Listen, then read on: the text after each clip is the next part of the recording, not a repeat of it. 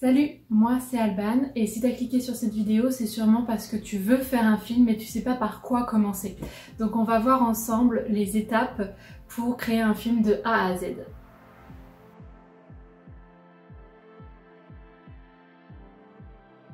Donc la création d'un film se divise en 4 grandes familles. Il va y avoir la pré-production, donc tout ce qui est préparation.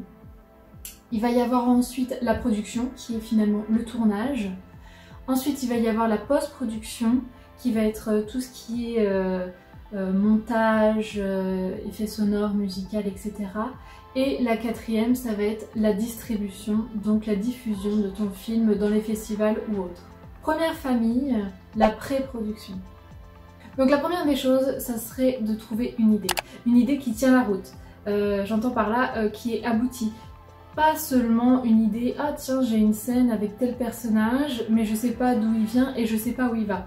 Ça sera pas suffisant pour faire un film. Il faut vraiment que tu aies un début d'intrigue, un milieu avec des péripéties et une fin d'histoire percutante, c'est toujours mieux.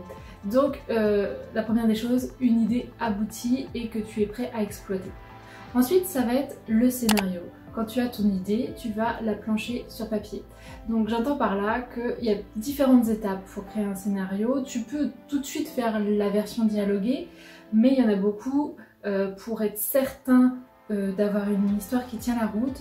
Ils vont d'abord faire le résumé, donc un résumé complet par exemple d'une page.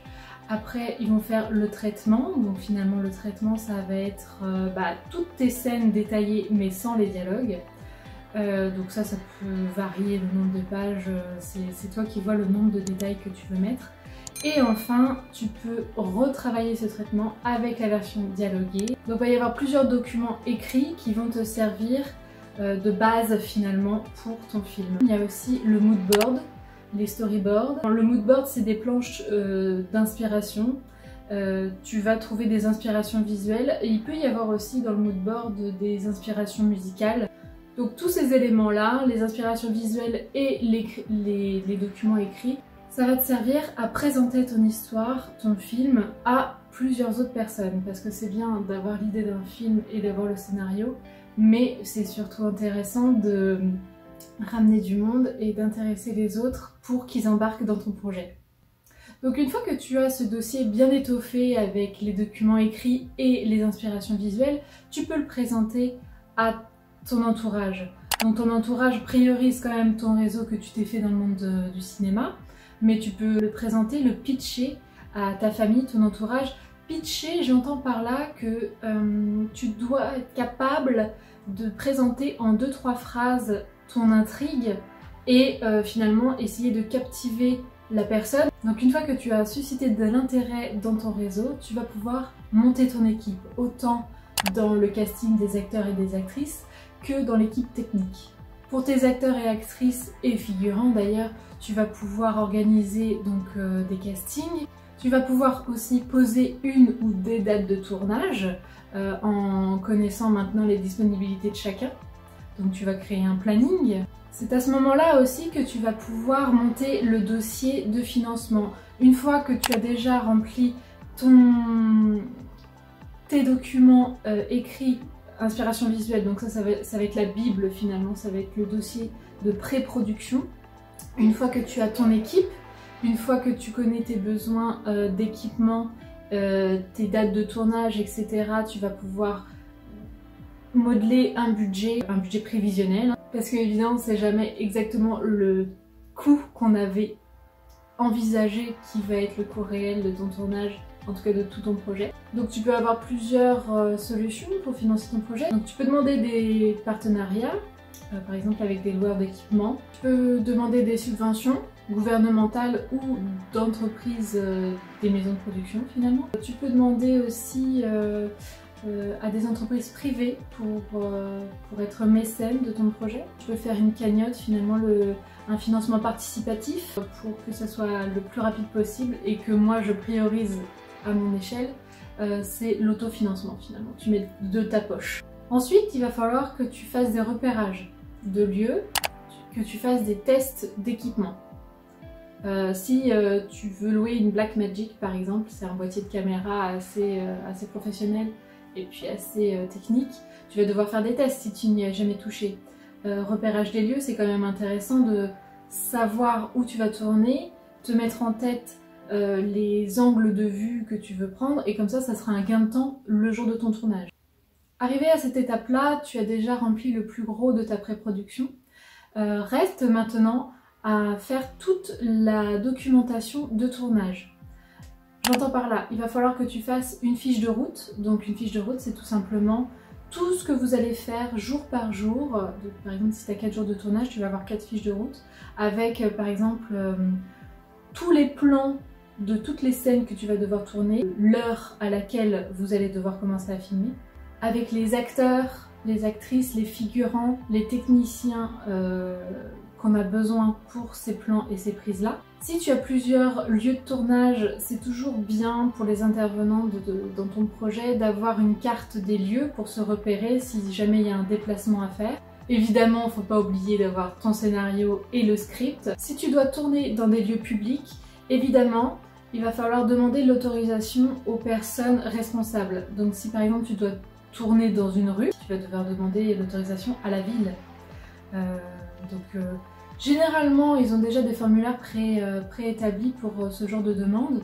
Donc il faut que tu fasses les choses dans les règles pour pas avoir de problème. Sinon tu risques d'avoir la visite de policiers et ils vont tout simplement te demander d'arrêter ton tournage et de quitter les lieux. Ça serait dommage. Également pour ton équipe, c'est toujours intéressant d'avoir une liste des coordonnées de tous les participants. Aussi, dernière chose, si tu as conclu des contrats avec les intervenants, c'est toujours bien de les avoir sous la main au cas où qu'il y ait un litige. Tu seras dans ton droit si tu as le contrat. Ensuite, on va passer à la deuxième famille, ça va être la production, le tournage. Donc si tu as déjà fait comme il faut toutes les étapes de la pré-production, logiquement, tu vas avoir moins de problèmes sur ton tournage.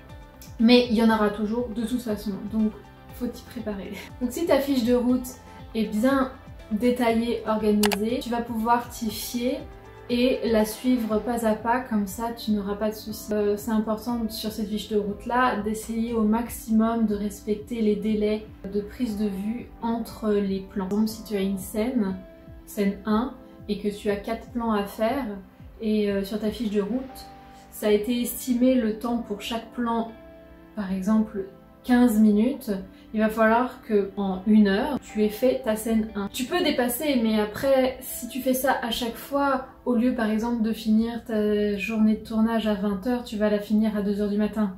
Et bon, c'est toujours préférable de respecter les horaires, comme ça les techniciens et les acteurs seront heureux de retravailler avec toi parce qu'ils sauront se fier à ta fiche de route.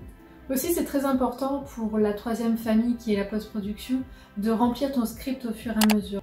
Donc le script, ça va être tout simplement des annotations que tu vas faire à chaque prise de tes plans, de tes scènes.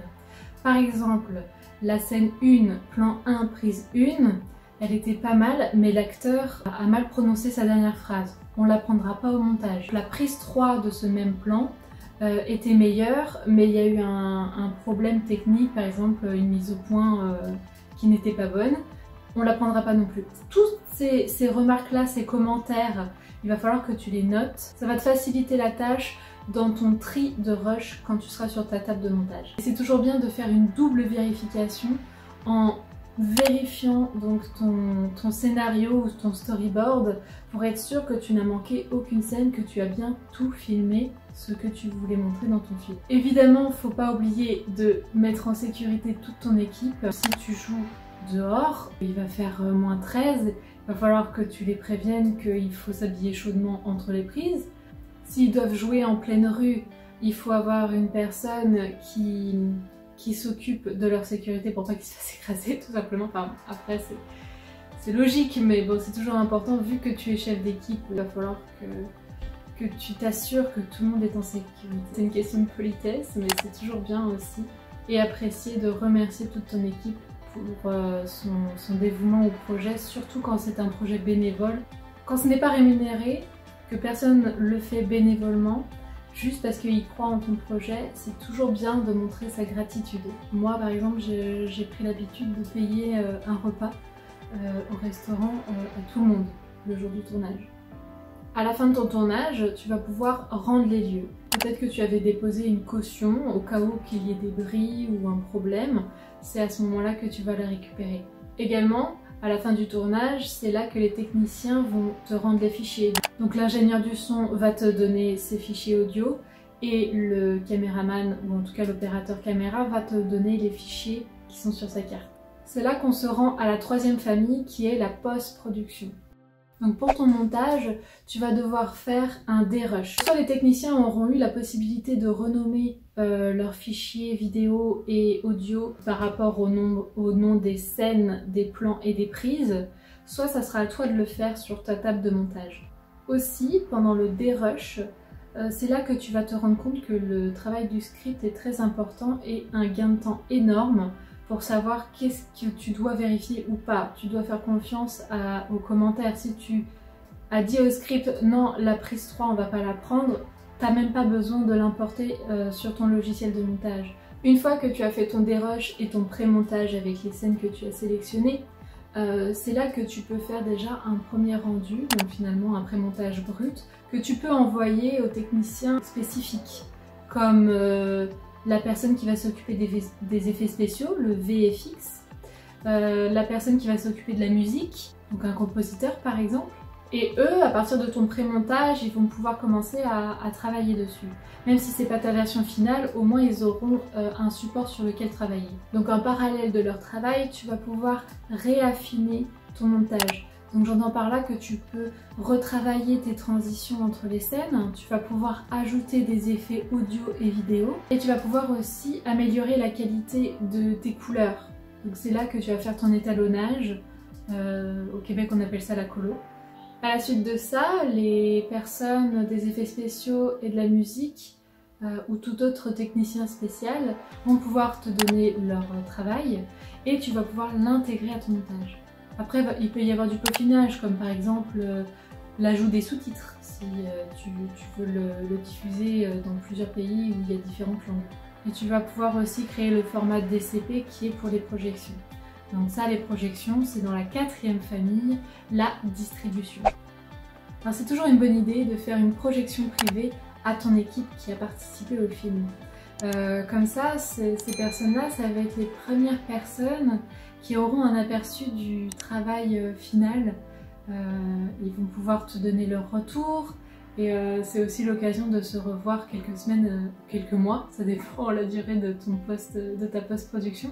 Mais ça va être l'occasion aussi de se retrouver, de se remémorer des anecdotes et de se dire « Ah ben, on avait bien galéré pour le tournage de cette scène-là, tu as bien rattrapé au montage, etc. » Ensuite, il y a plusieurs choix de diffusion qui s'offrent à toi. Soit tu veux le montrer tout de suite au plus grand nombre et tu peux le publier sur des plateformes de streaming dédiées aux vidéos, comme YouTube par exemple, ou Vimeo. Il y a beaucoup de créateurs cinéastes qui ont des comptes Vimeo. Ensuite, si tu souhaites garder la primeur pour les festivals, c'est important de ne pas le diffuser tout de suite, ou en tout cas, comme je te disais, en privé seulement.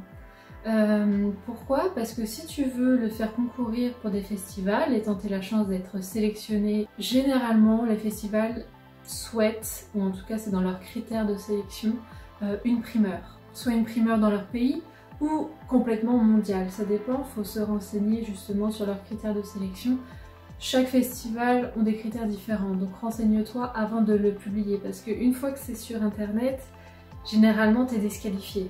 L'intérêt d'être sélectionné à des festivals, c'est qu'une fois que tu as un film qui est dans une programmation, tu deviens finalement un réalisateur ou une réalisatrice émergente, c'est-à-dire que tu es semi-professionnel. Une fois que tu es sélectionné, ça veut dire que ton travail est quand même assez bon pour être dans une programmation officielle. Donc c'est-à-dire que tu auras pour tes prochains projets plus de chances d'avoir des subventions financières, soit gouvernementales, soit des entreprises, des organisations de cinéma. En France comme le CNC, au Québec comme la SODEC ou ce genre de choses.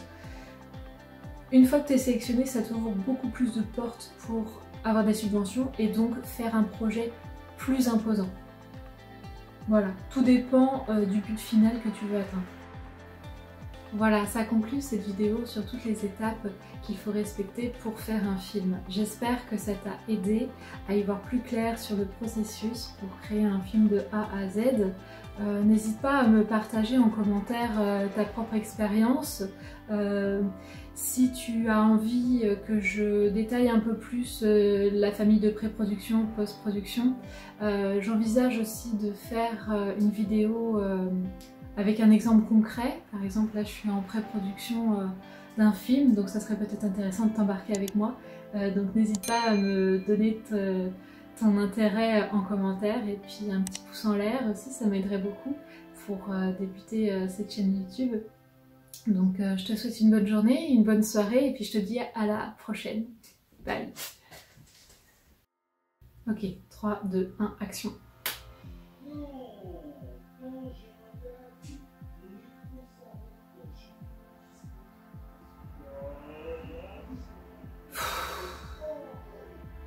Financement, ça...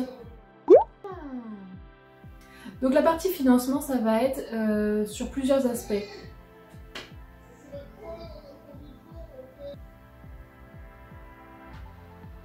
Donc la partie financement, c'est une chose assez... Ok, 3, 2, 1, action.